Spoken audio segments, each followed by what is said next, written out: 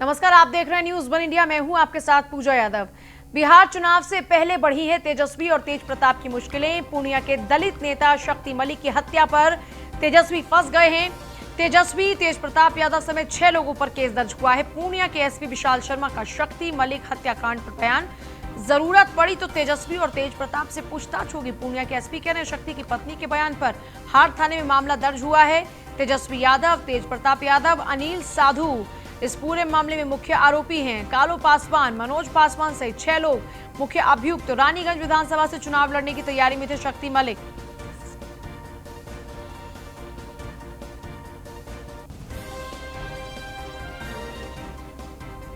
चुनावी सरगर्मियां लगातार बढ़ रही हैं। इस बीच एक तरफ जहां तैयारियां खूब जोरों पर हैं, बयानबाजियां खूब जोरों पर हैं, क्योंकि चुनाव बिल्कुल सर पर है और काउंटडाउन ऐसा शुरू हुआ है कि अब बहुत कम ही वक्त बचता है। लेकिन वहीं दूसरी ही तरफ अगर बात की जाए फिलहाल की, तो जरूरत पड़ी तो तेजस्वी और तेज प्रताप से पूछताछ होगी। पूर्णिया के एसपी ये कह रहे हैं। कुल मिलाकर देखा जाए तो ये साफ तौर पर कहा जा सकता है कि अब मुश्किलें बढ़ रही हैं।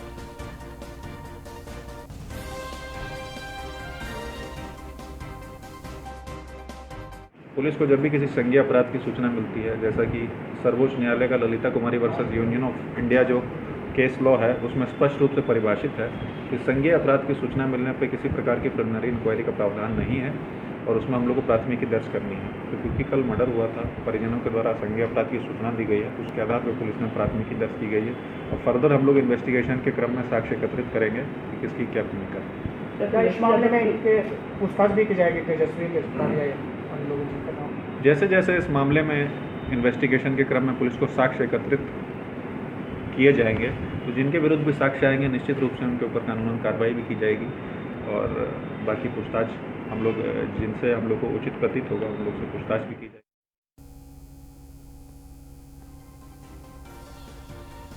बिहार चुनाव से पहले तेजस्वी और तेज प्रताप की मुश्किलें बढ़ रही हैं, क्योंकि पूर्णिया के एसपी कह रहे हैं क्योंकि इस पूरे मामले में मुख्य आरोपी तेजस्वी और तेज प्रताप को बनाया गया है और इन समेत 6 लोगों पर मुकदमा भी दर्ज हो चुका है।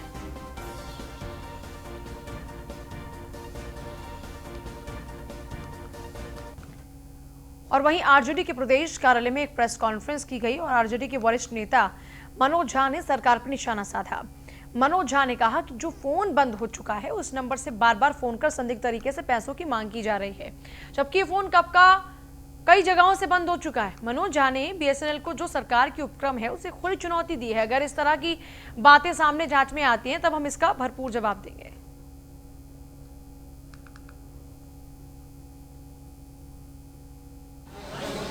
टेलीफोन नंबर वो है 0612 जो कि पटना का कोड है 200। इस फोन के माध्यम से सत्ता प्रतिष्ठान बिहार के, और मैं सीधे तौर पे कहता हूं इस तरह के जगह बिना यहाँ बैठे मुख्यमंत्री जी और उप मुख्यमंत्री जी के संलिप्तता और सहमति के बगैर संभव नहीं है। मैं ये क्यों कह रहा हूं आपसे? सबसे पहले बताओ, ये फोन हमारी नेता आदरणीय राबड़ी देवी जी के पास था 221 17 222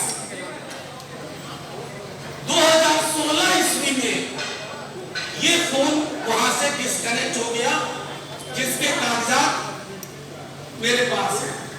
ये कागजात है डिस्कनेक्शन के। ये दूसरा कागजात है डिस्कनेक्शन का। ये 21/11/2016 को ये फोन नंबर 221 17 222 विच्छेदित।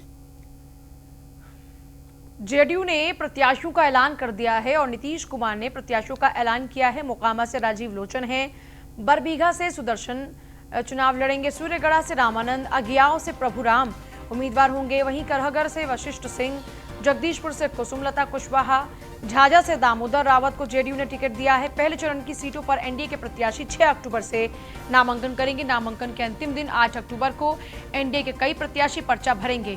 50-50 के फॉर्मूले पर चुनाव लड़ रहे हैं जेडीयू और बीजेपी। एलजेपी ने खुद को अलग रखा है और अब जेडीयू ने अपने उम्मीदवारों में नामों का ऐलान भी कर दिया है।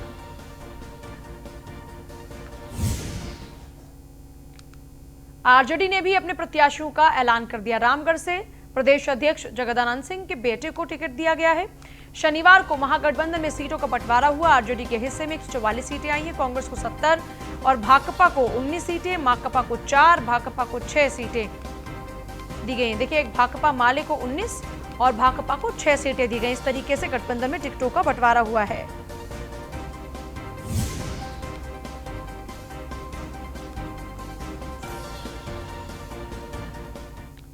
और वहीं हम पार्टी में पार्लियामेंट्री बोर्ड की बैठक हुई। इस बैठक में पार्टी के प्रवक्ता डॉक्टर दानिश रिजवान ने कहा कि नीतीश कुमार को हम पार्टी पूरी तरह से समर्थन देकर बिहार विधानसभा के चुनाव में जिताने का काम करेंगे।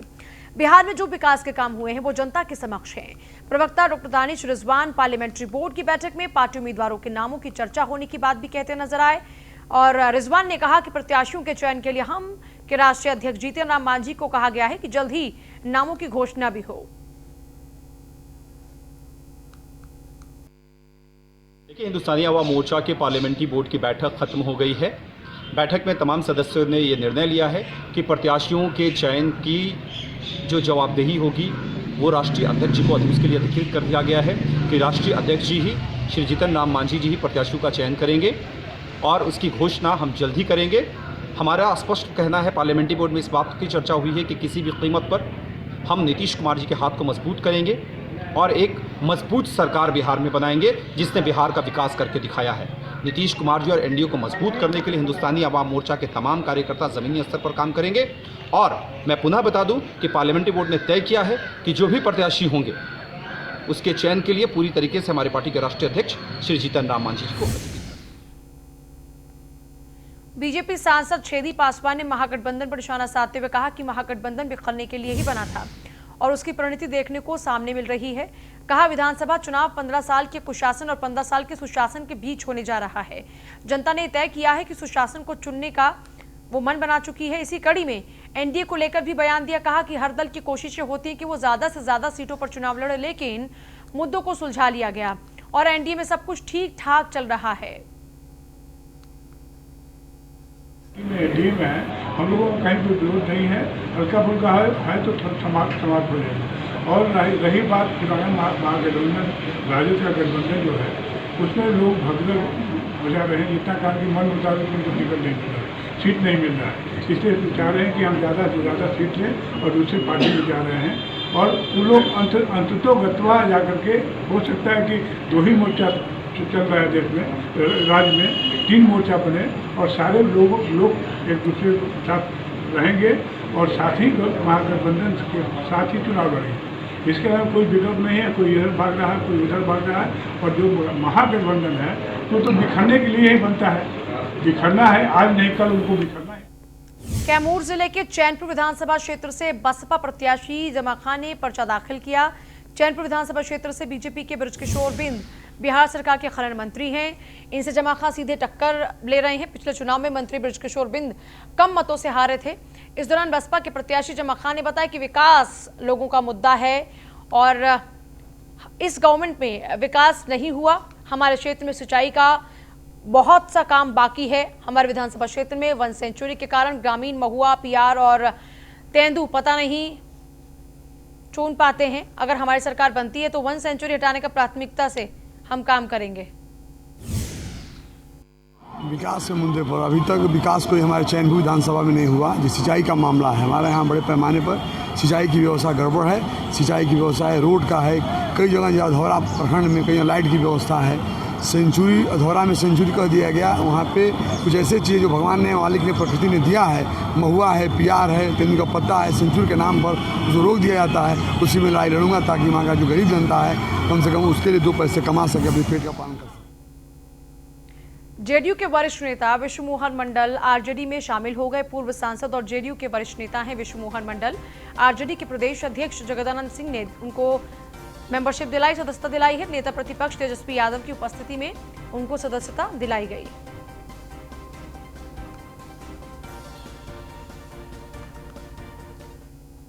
मधुबनी में बिहार विधानसभा चुनाव के मद्देनजर भारत नेपाल के मधुबनी जिले के सीमावर्ती पुलिस पदाधिकारियों का संयुक्त बैठक आयोजित की गई, जिसमें भारतीय पक्ष का नेतृत्व मधुबनी के पदाधिकारी डॉक्टर नीलेश रामचंद्र देवरे और नेपाली पक्ष का नेतृत्व सीडीओ धनुषा श्री प्रेम प्रसाद भट्टाचार्य ने किया। बैठक के दौरान जिला निर्वाचन पदाधिकारी सह जिला पदाधिकारी ने नेपाल से शराब, ड्रग्स, आर्म्स, फेक करेंसी की तस्करी पर रोक लगाने हेतु अपेक्षित सहयोग करने का अनुरोध किया।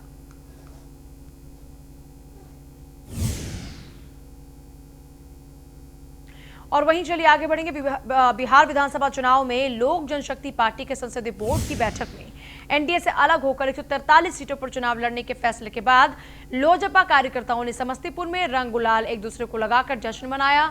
इस मौके पर लोजपा कार्यकर्ताओं ने बिहार में एनडीए गठबंधन से अलग होकर चुनाव लड़ने पर खुशी व्यक्त की है और कहा है 143 सीट पर लोजपा अपने प्रत्याशी को खड़ा करेगी। लोजपा जिला अध्यक्ष चंद्रशेखर राय ने कहा, समस्तीपुर जिले के सभी सीट पर लोजपा चुनाव लड़ने की तैयारी कर चुकी है और राष्ट्रीय नेतृत्व के द्वारा जितनी सीट पर चुनाव लड़ने के लिए कहा जाएगा चुनाव लड़ेंगे।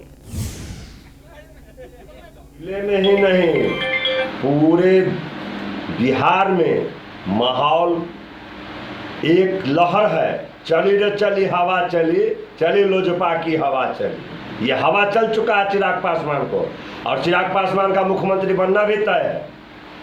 अभी जो हम लोगों का चुनावी बिगुल फुकाया है, जहां जहां जिस जिस जिला में जिस जिस विधानसभा में नीतीश कुमार का उम्मीदवार खड़ा होगा वहां हमारा उम्मीदवार खड़ा होगा। 143 सीट जीत करके भारतीय जनता पार्टी समर्पित सरकार अगले विधानसभा में हम लोग बनाने के लिए जा रहे हैं और काफ़ी मजबूती से हम लोग जीत करके हम समझते हैं कि 70-75 सीट लोक जनशक्ति पार्टी चुनाव जीतेगी और भाजपा के साथ नरेंद्र मोदी को हाथ को मजबूत करने के काम करेगा। गया वजीरगंज विधानसभा में भारतीय सब लोग पार्टी की ओर से भाजपा के युवा राष्ट्रीय उपाध्यक्ष चितरंजन कुमार उर्फ चिंटू भैया इस बार विधानसभा चुनाव में प्रत्याशी होंगे।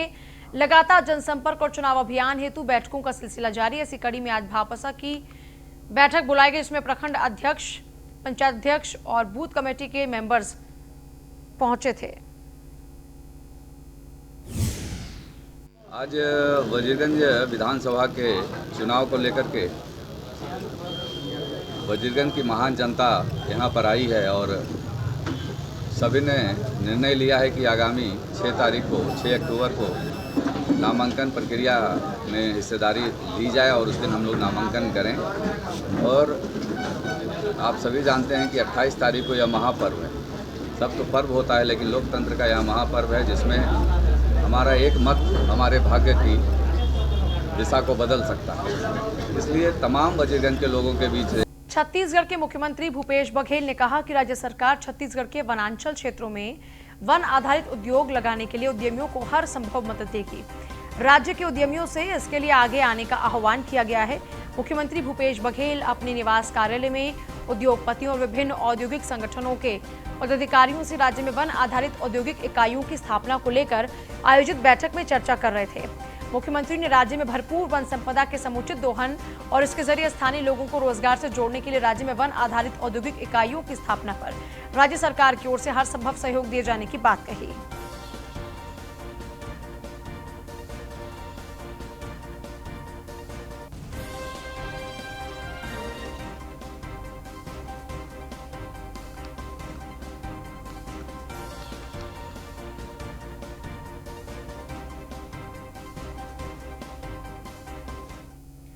रायगढ़ जिले के लारा में भू विस्थापितों और इनके द्वारा एक सूत्रीय मांग स्थायी नौकरी या फिर प्लांट के अंदर ठेकेदारों के अंडर में नौकरी को लेकर एनटीपीसी के खिलाफ आंदोलन अब पूरे जोश के साथ है, जो कि अब जन आंदोलन की ओर भी आगे बढ़ रहा है। इस आंदोलन को सभी सामाजिक संगठनों, राजनीतिक दलों का भी सहयोग और साथ मिल रहा है।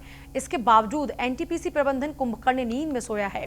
एनटीपीसी प्रबंधन पर हर बार भूस्थापितों के प्रदर्शन को आश्वासन से कुचल दिया जाता है, आश्वासन दिए जाते हैं और कुचल दिया जाता है। बाद में वादा खिलाफी की जाती है और फिर अपनी बातों से ये लोग मुकर जाते हैं। इस तरह भू विस्थापित लगातार छले जा रहे हैं। छले जाने के बाद ग्रामीण फिर से लामबंद होते हैं, फिर नौकरी की मांग करते हैं, धरना प्रदर्शन करते हैं और यही सिलसिला 2014 से लगातार चल रहा है। इस बीच कई बार कलेक्टर ग्रामीणों और एनटीपीसी प्रबंधन के बीच समझौते को लेकर बैठक भी कर चुके हैं। हर बैठक में एनटीपीसी प्रबंधन भू विस्थापितों को नौकरी देने की बात करता है, लेकिन फिर बाद में वादा खिलाफी करता है। जून 2020 में भी रायगढ़ जिले के कलेक्टर ने ग्रामीणों और एनटीपीसी प्रबंधन के लोगों के बीच में बातचीत कराई थी, बैठक ली थी, जिसमें कलेक्टर के समक्ष एनटीपीसी के जो मैनेजमेंट के लोग हैं उन्होंने कहा था कि 121 ग्रामीणों को नौकरी देंगे, लेकिन फिर से 2 महीने बीत गए, अब तक किसी भी भू स्थापित को नौकरी नहीं मिली।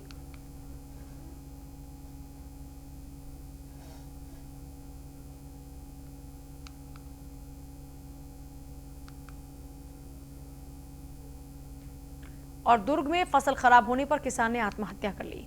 मृतक किसान के परिजनों से गृह मंत्री ताम्रध्वज साहू मुलाकात करने पहुंचे। ताम्रध्वज साहू ने परिवार को 4 लाख की सहायता राशि दी और यहां पर परिवार का दुख दर्द भी बांटा।